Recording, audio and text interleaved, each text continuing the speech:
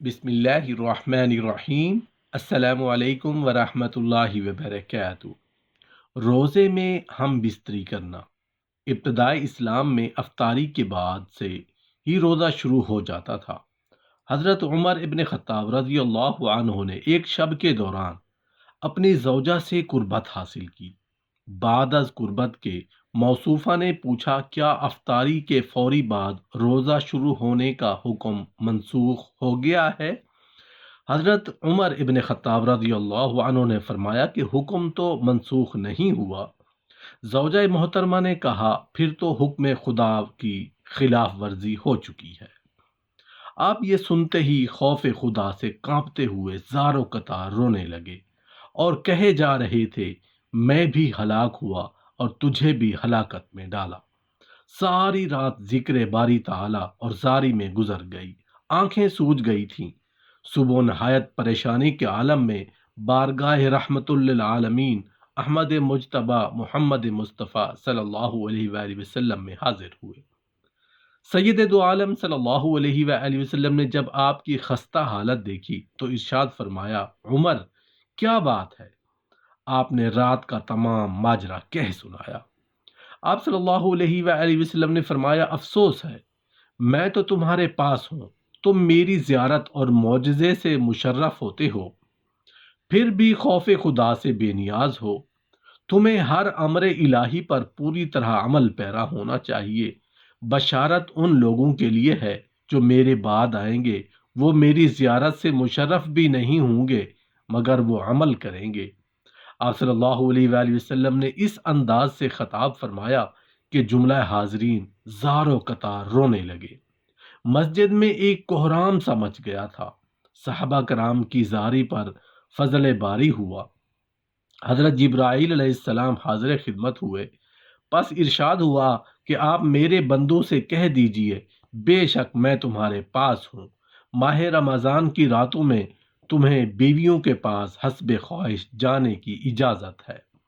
حضرت سلمہ رضی اللہ عنہ اپنے مالک کے باغ کو پانی دے رہے تھے کہ افطاری کا وقت ہو گیا۔ آپ نے پانی سے افطار کر لیا۔ جب گھر آئے تو کھانا ٹھنڈا تھا۔ زوجہ محترمہ نے کہا، ذرا انتظار کریں، میں کھانا گرم کر لیتی ہوں۔ اتنے میں آپ نیند کی آغوش میں چلے گئے۔ بیوی نے جگانا مناسب نہ سمجھا۔ جب بیدار ہوئے تو کھانا کھانے کا وقت نکل چکا تھا۔ انہوں نے بغیر کچھ کھائے پیے روزے کی نیت کر لی، روزہ رکھا۔ صبح کے وقت جب نبی کریم صلی اللہ علیہ وآلہ وسلم کی خدمت میں حاضر ہوئے تو آپ صلی اللہ علیہ وآلہ وسلم نے حضرت سلمہ رضی اللہ عنہ کو نہایت کمزور پایا۔ سبب دریافت کیا تو انہوں نے رات کا واقعہ عرض کیا۔ آپ کو اس کے حال پر رحم آیا، چنانچہ اسی وقت آیت نازل ہوئی کہ سحری کے وقت تک کھا پی لیا کرو، رات بھر جب چاہو۔ حضرت ابو ہریرہ رضی اللہ عنہ سے روایت ہے کہ نبی کریم صلی اللہ علیہ وآلہ وسلم کے پاس بیٹھے ہوئے تھے کہ ایک صحابی آئے اور کہنے لگے، یا رسول اللہ صلی اللہ علیہ وآلہ وسلم، میں ہلاک ہو گیا۔ نبی کریم صلی اللہ علیہ وآلہ وسلم نے پوچھا، کیا بات ہے؟ اس نے کہا، میں روزے کی حالت میں بیوی سے مجامعت کر بیٹھا ہوں۔ رسول اللہ صلی اللہ علیہ وآلہ وسلم نے پوچھا، کیا تو ایک غلام آزاد کر سکتا ہے؟ اس نے کہا، نہیں۔ نبی کریم صلی اللہ علیہ وآلہ وسلم نے پھر دریافت فرمایا، کیا 2 ماہ کے مسلسل روزے رکھ سکتے ہو؟ اس نے عرض کیا، نہیں۔ نبی کریم صلی اللہ علیہ وآلہ وسلم نے پھر پوچھا، کیا 60 مسکینوں کو کھانا کھلا سکتے ہو؟ اس نے عرض کیا، نہیں۔ نبی کریم صلی اللہ علیہ وآلہ وسلم نے فرمایا، اچھا بیٹھ جاؤ۔ نبی کریم صلی اللہ علیہ وآلہ وسلم تھوڑی دیر رکے۔ ہم ابھی اسی حالت میں بیٹھے تھے کہ نبی کریم صلی اللہ علیہ وآلہ وسلم کی خدمت میں ایک کھجوروں کا عرق لایا گیا۔ عرق بڑے ٹوکرے کو کہا جاتا ہے۔ نبی کریم صلی اللہ علیہ وآلہ وسلم نے فرمایا، مسئلہ پوچھنے والا کہاں ہے؟ اس نے کہا، میں حاضر ہوں۔ نبی کریم صلی اللہ علیہ وآلہ وسلم نے فرمایا، یہ کھجوریں لے جاؤ اور صدقہ کر دو۔ اس نے عرض کیا، یا رسول اللہ صلی اللہ علیہ وآلہ وسلم، کیا صدقہ اپنے سے زیادہ محتاج لوگوں کو دوں؟ واللہ میں مدینہ کی ساری آبادی میں کوئی گھر میرے گھر سے زیادہ محتاج نہیں۔ رسول اللہ صلی اللہ علیہ وآلہ وسلم ہنس دیے، یہاں تک کہ نبی کریم صلی اللہ علیہ وآلہ وسلم کی داڑھیں نظر آنے لگیں۔ نبی کریم صلی اللہ علیہ وآلہ وسلم نے فرمایا، اچھا جاؤ اپنے گھر والوں کو ہی کھلا دو۔ حضرت سعید بن مسبب رضی اللہ عنہ کہتے ہیں کہ ایک آدمی نبی کریم صلی اللہ علیہ وآلہ وسلم کے پاس آیا اور کہا میں نے رمضان کا روزہ توڑ دیا ہے۔ نبی کریم صلی اللہ علیہ وآلہ وسلم نے اسے فرمایا صدقہ کر، اللہ سے معافی مانگ اور روزے کی قضا ادا کر۔ اسے ابن ابی شیبہ نے روایت کیا ہے۔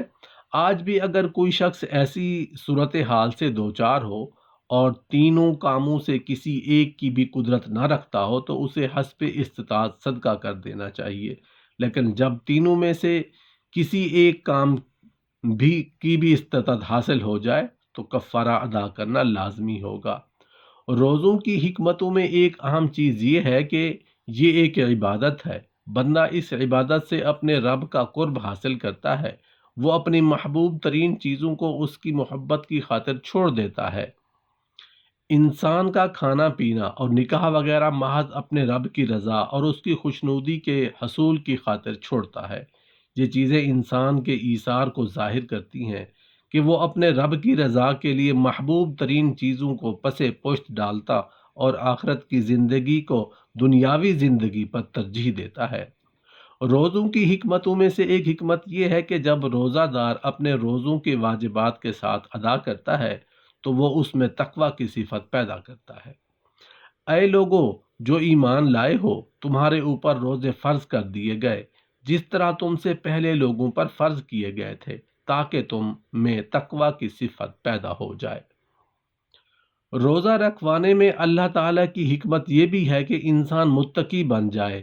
اس لیے روزہ دار کو حکم دیا گیا ہے کہ وہ تقوی کی صفت کو ضرور مد نظر رکھے۔ تقوی اللہ تعالیٰ کی احکامات ماننے اور اس کی مانے کردہ اشیاء سے بچنے کا نام ہے، اور روزوں کا اصل مقصد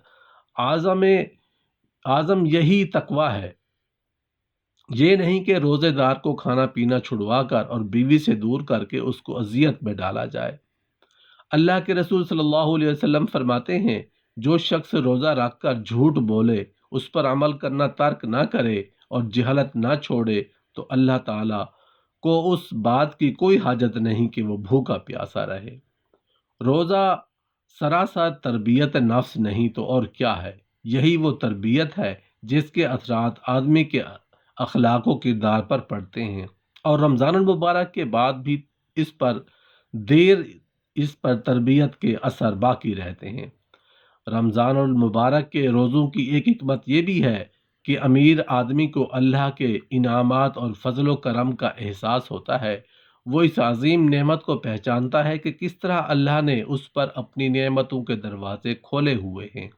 عام حالت میں وہ جو کھانا پینا عیش و آرام چاہتا ہے اسے میسر آ جاتا ہے، لیکن جب روزہ کی صورت میں اس پر پابندی لگی تو اس کو اس نعمت کا احساس ہوا۔ پھر ساتھ ہی اس کو اپنے مفلس بھائی کی مشکلات کا بھی احساس ہوتا ہے جس کو مادی سہولتیں میسر نہیں، چنانچہ وہ صدقات خیرات سے اس کی مدد کرتا ہے۔